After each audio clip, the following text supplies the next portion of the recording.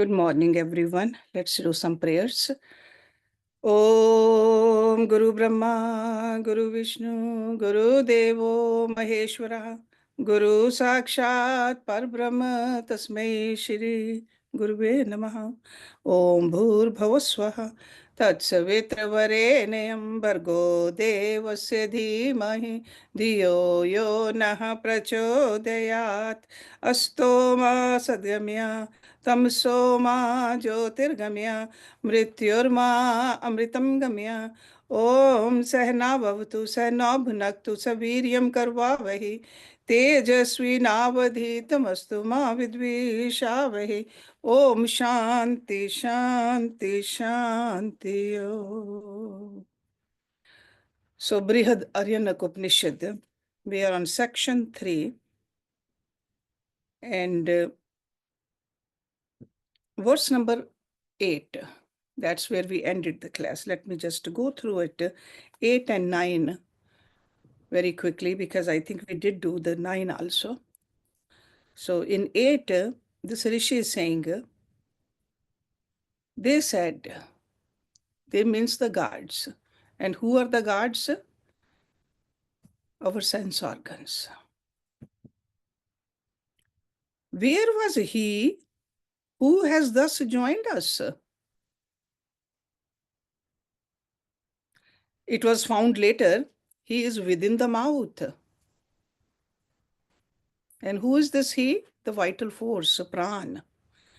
He says the Pran is called Ayasya Angiras. Angon ka ras, Angiras. For he is the essence of the limbs of the body. So when divinity was restored to sense organs, the illusion got destroyed. They pondered, wondered over what had taken place. They investigated about the vital force, the Pran, and discovered that he was present within the cavity of their mouth, without assuming any particular form. See, organs have the form, but the Pran doesn't have the form. Therefore, he came to be known as Ayasya. His seat being within the mouth, and it's also called Angiras, because it's the essence of the body and its organs. So Angiras is, it's called because Pran is the all-penetrating life in all the limbs. And we talked about it in detail last week. He is the common self of all the limbs. Other sense organs can be divine or they can be demonic. We saw that. Same mouth can speak sweetly, truthfully, but the same mouth can speak unholy too. Eyes can look at the beautiful things, pure things. They can go to the temple, look at the form of God, but the same eyes can see something which is not so holy, not so pure. So that's why it said that Pran is ever untainted by evil, and he alone could restore divinity to other organs.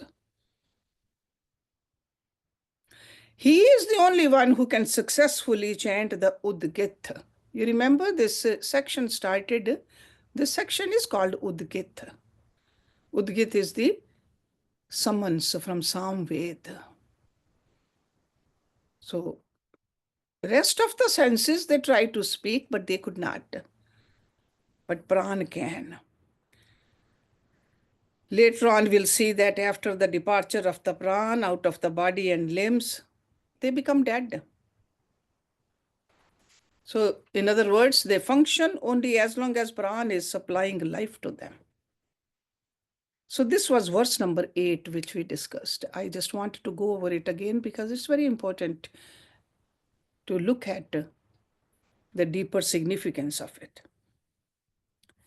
And then in the next verse, सा वा एषः देवता दूरनाम दूरम हयस्य मृत्यु दूरम हव अस्मान मृत्यु भवति य एवं वेद. That very God is known by the name Dur. So that Pran is called the God, the Devata. He is also called Dur because death remains at a distance from him. He who knows this, death certainly remains away from him. Okay. So Duram hava asman namrityu bhavati. So that very God who restored the different functions of the organs from the grip of the sins and the evils, who is immediately residing within the cavity of the mouth, is now called Dur. Dur means away, in the sense that he is away from death, not attached to the sense objects. So sense objects can belong to the demons, but Pran stays detached. Pran is life, so that's why death is naturally far away from it. And it is for this reason that this vital force is called as Dur. He who knows this and meditates upon the Pran as purity till he attains identity with it will ward off death in the form of attachment to sense objects. So that means detached from the sensuous pleasures. Because false identification with the body and senses is death in the philosophical terms, because it causes separation from the real self. You create a big wall between you and the goal. So due to this separation, a person is led away into the pitfalls of evil and sin. And to be restored from it, it really becomes an uphill task. And if a person is aware of this fact and meditates upon the vital force, this common life principle which is pulsating in the entire body all the time, a person can become free from the false notions of I and mine. Because there's no my pran and your pran. Brahm we cannot see, divinity we cannot see, but we are familiar with this pran shakti, which is pulsating in us, and it's the same pran shakti in all of us. So in course of time, a person can attain identity with the cosmic vital force also. So not just the individual vital force, but the cosmic also. Taintless, pure pran. So up to this point, I think we talked about it last week. Now let's look at verse number 10. Sava eshaha devataha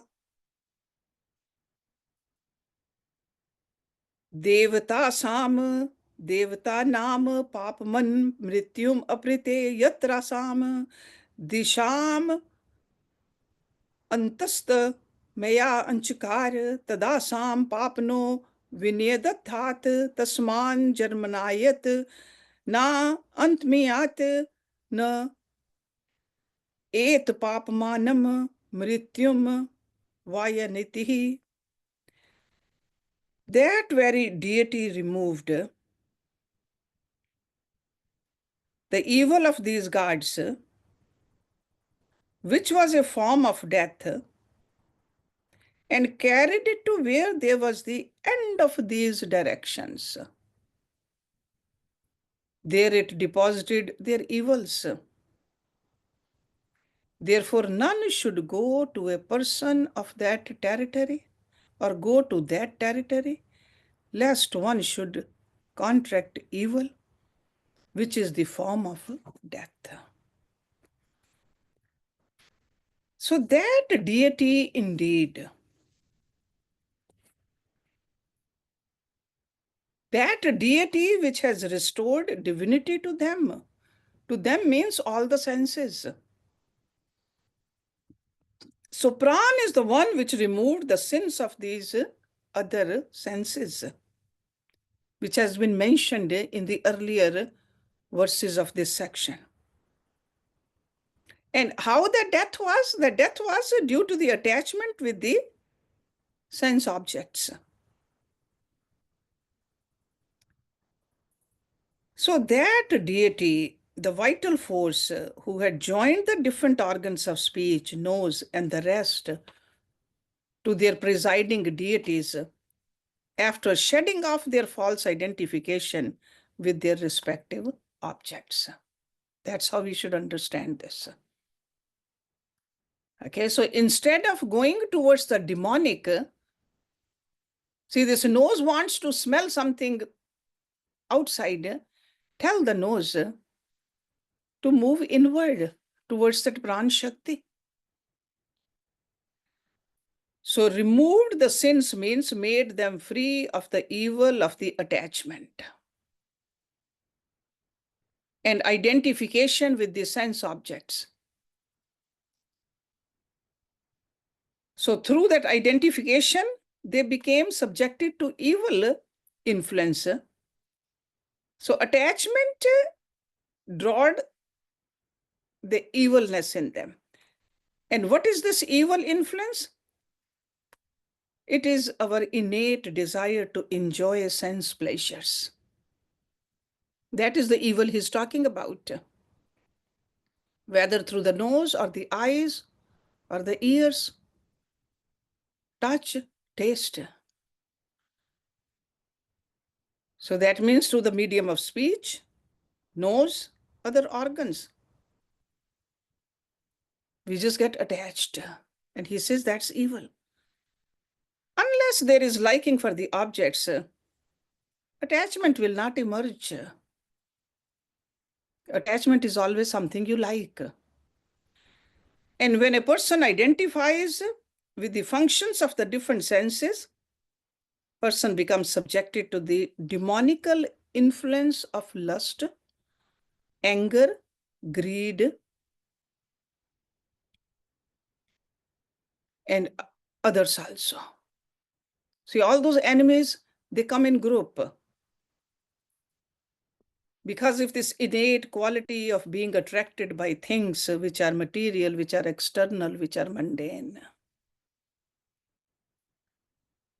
They always perceive the material side of the objects. We get so engrossed into the material side that we ignore the spiritual side.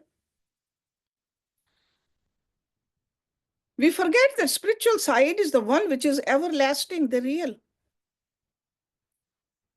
Sometimes even when we go to a place of spirituality, very easy to get just attached to the material. Who has come there? What are they wearing? What are they saying?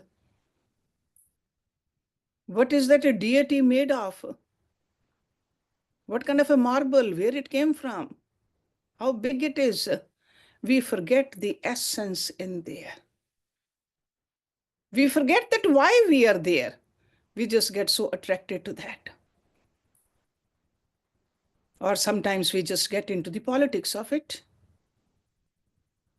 And according to this Rishi, that's all evil.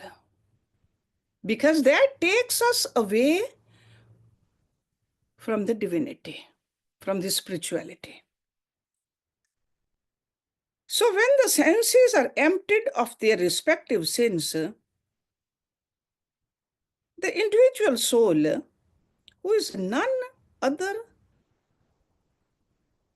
than that cosmic Hiranyagarbha, it becomes free. First it was attached. It was so much part of that golden egg, it just becomes free then. And the identification due to the attachment with the senses, sense objects, and sense enjoyment can be removed forever. When a person identifies oneself with the pure and taintless vital force, the prana, one becomes identified with purity and taintlessness. Because identification with the senses leads to attachment. And attachment, we know, ultimately, or you can say in course of time, will result in pain. Pain and suffering is always because of attachment. So over here in this mantra, when Rishi says death, this is for this false identification. Sense or the sensuous life is real death because it causes death of spiritual life. So in that sense, we got to understand this mantra. When the senses are in contact with their respective objects of enjoyments, they perform all sorts of actions. We even justify doing the forbidden actions, forbidden by the scriptures, or even the general law of good conduct under the influence of ignorance, avidya. And avidya or ignorance is the one which causes false attachment. And the senses are greatly attached to their objects of enjoyment. And the individual is so much engrossed in sensuousness, becomes devoid of spiritual sense of life,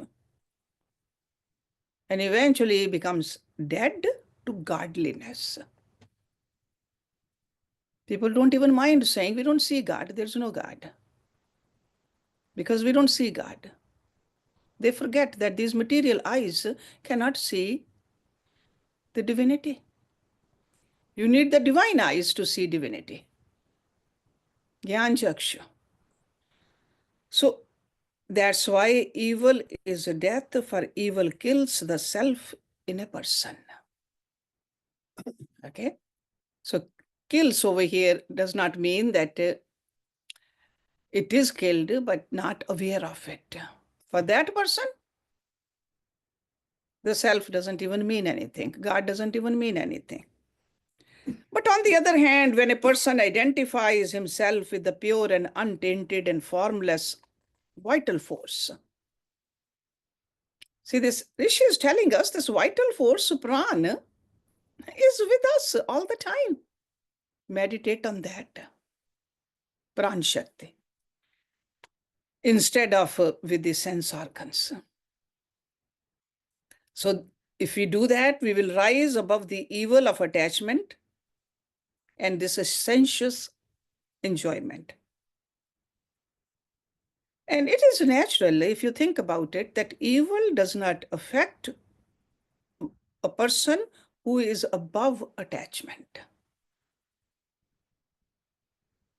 A person who identifies himself with the purity and taintlessness, this evil cannot touch. So evil or death keeps away from such an individual. So this month represents this fact figuratively. Because it says the deity removed death, the evil of these gods, and carried it to where these quarters end. Generally, quarters mean the directions. North, east, south, west. Those are quarters. But over here, he doesn't mean that. It doesn't even mean the territory beyond inhabited people of contrary view. It's just a simple way of telling the truth that the evil of sense attachment and self-indulgence, which is the death of godliness, is kept off at a good distance. That's all it means. Okay, it's like a far away, totally unattached, beyond the reach of the individual. So this is what these quarters mean over here. And it also implies that the individual does not cling to sense life because he is elevated to the purity as well as the taintlessness. See, that's why all the yogic sadhana is about purity. Purity of the body, purity of the mind. All those steps, whether you look at the Hatha Yoga or the Raj Yoga, it is taking us towards that purity. But through that purity, we got to remember why do we want to cultivate more and more purity so that we don't get attached to the objects. So that means the individual, this kind of individual who is on this path, does not cling to sensuous life and feels elevated. Because if you think about it, it is quite true that after having cast away the evil and sin from the self, automatically you will soar so high in the realm of goodness and godliness.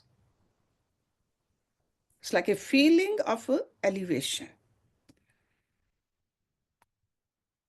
Then you don't want to stoop down to the sense level once again. Because you know that in that lower level, at the sensuous attachment, there's a constantly, there are kicks.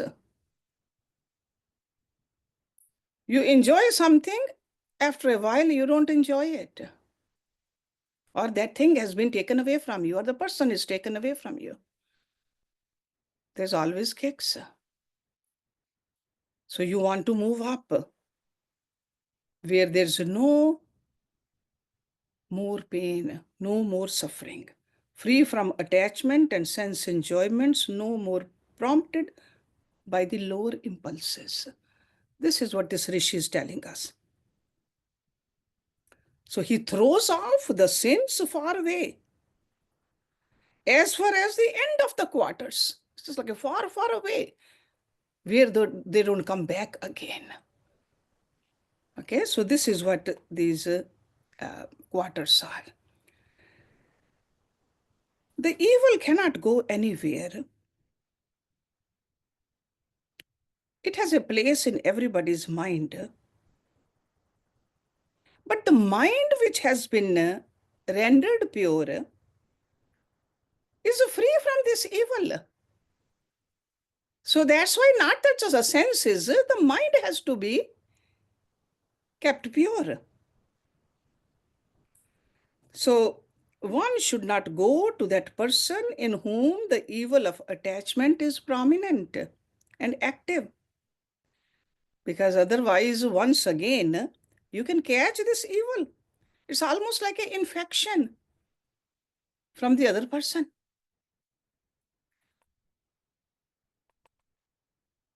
Should not give even the slightest chance for our senses to succumb to the evils of sense life if we are on this path. This is the idea which is this mantra is trying to, through this mantra, this Rishi is trying to tell us. Be aware constantly from the objects also, from the company you keep also. That territory of evil lies far beyond goodness. Therefore, let none try to imbibe evil. Let none associate with a person who is infected by sin and who lives in the land of evil. Otherwise, the liking of those objects will manifest in our mind too. It's like a contagious. A person quickly and easily succumbs to its attack. Very easily we start to imitate others.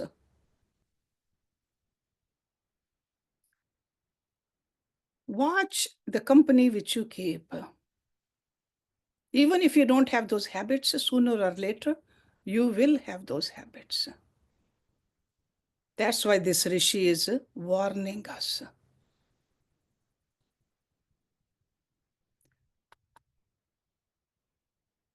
Outwardly, we might say that we don't care for these things.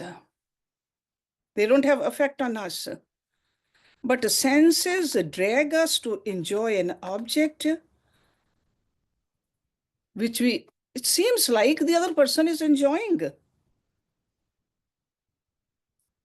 We think that other person is looking at that beautiful things, perceiving it beautiful,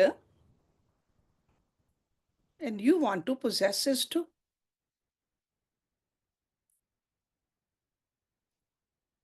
So one has to be very careful not to contact such people and such a society where one may contract the infection of evil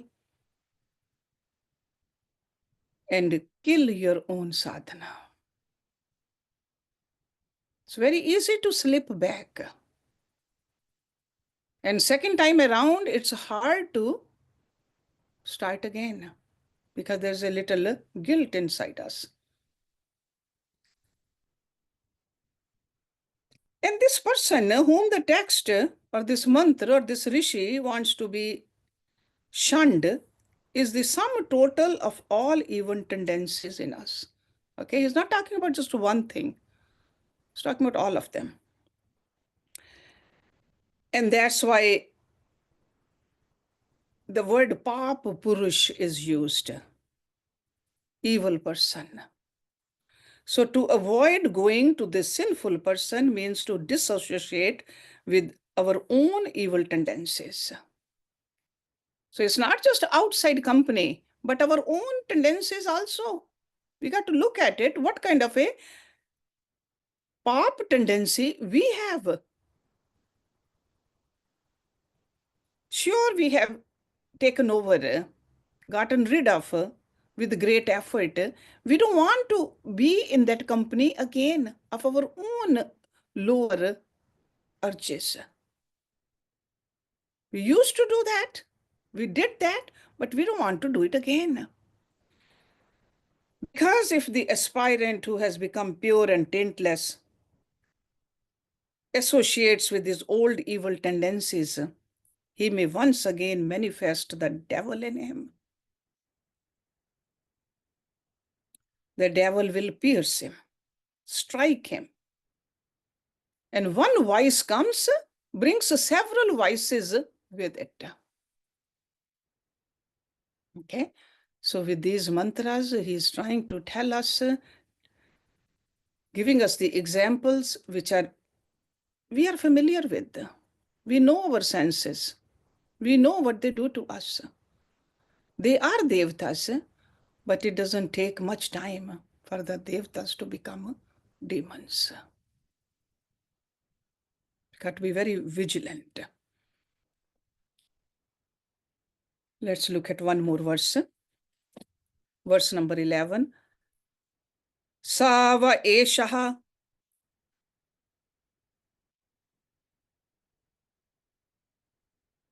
देव एतासाम देवता नाम पाप मानम मृत्युम उपहृते एथानः मृत्युम अपृत. That very deity, after removing the evil of these gods, which was a form of death, next carried them beyond death. So that same deity, what is the deity? Pran. So with the help of the pran, with the help of that vital force, After removing death, the sin of these gods, as mentioned in the previous verse, carried them beyond death now. It's not enough if the sins are merely deposited and kept off at a good distance for the aspirant.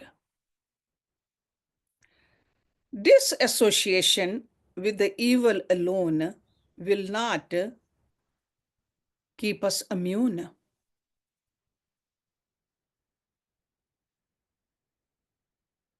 So after having a full control on the sense impulse or the evil tendencies, we have to transcend them also. It's almost like if there's a dead mouse in the house, or if there was a mouse and then you caught it, it got killed, you don't keep it in the house. You better throw it out. Otherwise, it will keep on stinking your place. So this is what he is talking about. Transcend them. Otherwise, the evil is capable of capturing the aspirant once again, hurling him down to pain and death. Because this is what generally happens with the unwary and indiscreet sadhaks.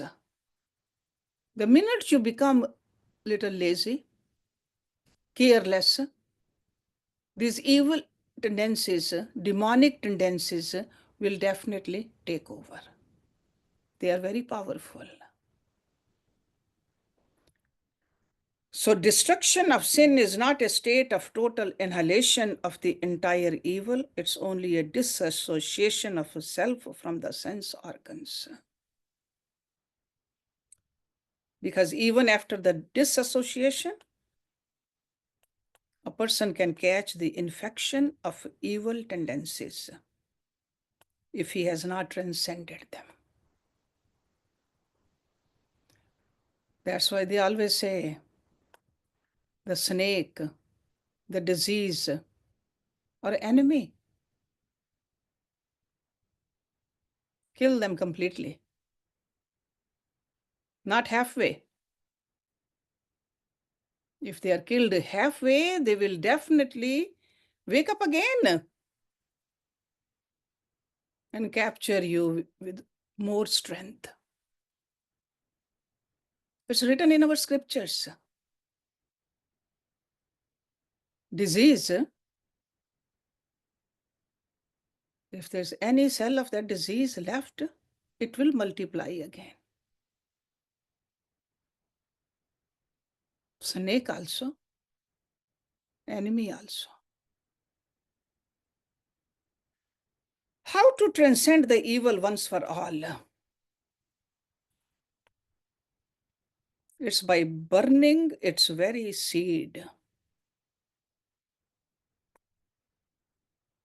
And our yogic gurus, they tell us, practice meditation and yoga.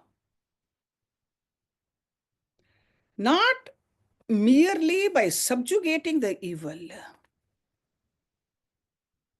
To learn to transcend the evil, we got to learn to disidentify ourselves with our body, organs, and attachments of all sorts. Identify yourself with the cosmic prana first. That's what this Rishi is telling us. Prana, which is ever pure and taintless. See, this is what we are learning in this section. There can be a taint in the sense objects and sense organs, but not in the prana. See, just like Atma can never be impure.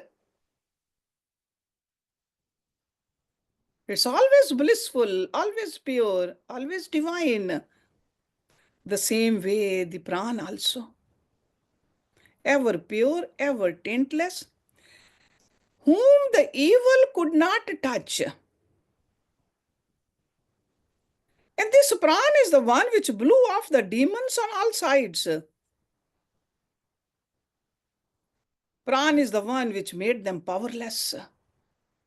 Because when the pran leaves, these beautiful eyes cannot see. Pran leaves, the mouth, which was tasting and speaking also, could not do any of that. No limb can even be moved. So on all sides, all these organs, they became powerless. So this pran, or vital force, after destroying the sin of these gods, has been already said, carried them beyond death. Okay? So this mantra says it too. And made them immune to all dangers or of evil consequences. And the next mantra and the succeeding 5 mantras deal with the process of transcendence. See, that's how these rishis, we have a debt of these rishis on us. They tell us what the problem is. They give us the solution, and then they even tell us in detail how to use this solution to. So next week we'll start with verse number 12, where he says, he's talking about the speech. He, the pran, carried first the foremost organ of speech, alone, beyond death. Because pran is beyond death, so he can take the speech also beyond death. When that speech was freed from death, it became fire. That fire, after transcending death, shines beyond. So we look at it that how this rishi is telling us, teaching us how to transcend the evil with the help of the pran. Okay, let's stop it here. So verse number 12 of this section will start with next hymn. Om Purnamada Purnamidam Purnat Purnamudachyate Purnasya Purnamadaye Purnameva Vashishyate Om Shanti Shanti Shanti Om. Thank you very much for joining.